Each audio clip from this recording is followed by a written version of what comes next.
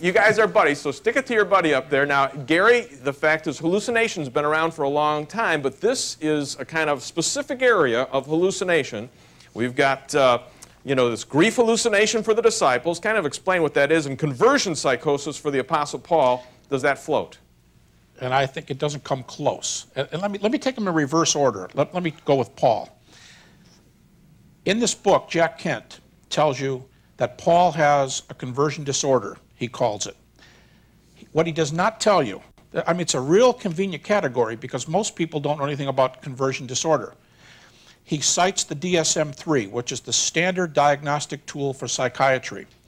The fourth one is out, but at any rate, the DSM-4, if Paul has conversion disorder on the way to Damascus, we're going to have multiple problems. And he doesn't tell you this. Number one, there's nothing in the diagnostic literature about hallucination.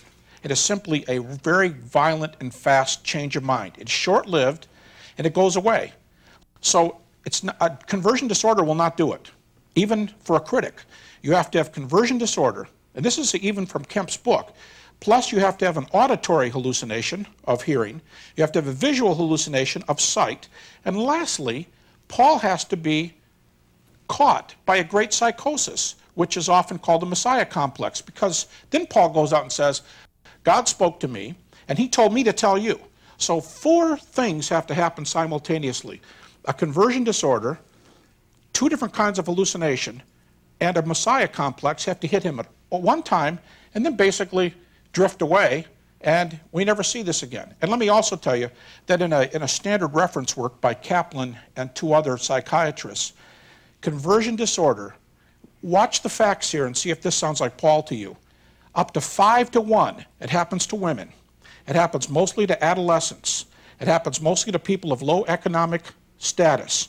It happens to people with a low IQ and to military persons in battle. That's the 5 most common circumstances. Not a single one applies to Paul. So when you say you've got these 5 problems, but plus he needs the disorder, 2 hallucinations, Messiah complex, and let's just add here, there is not a speck of evidence in Paul that he ever wanted to convert from Judaism to Christianity. I think you've got a horrible problem.